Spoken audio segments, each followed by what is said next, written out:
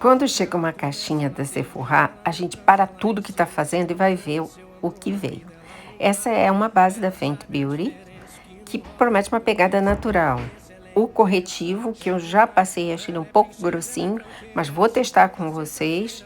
Esse lip tint, o lip gloss da Anastasia, ou Anastasia, como vocês quiserem, na cor vintage. E o produto que eu tava mais esperando, o Kylie Kai Bro. Esse eu tô doida pra testar. Vem resenha.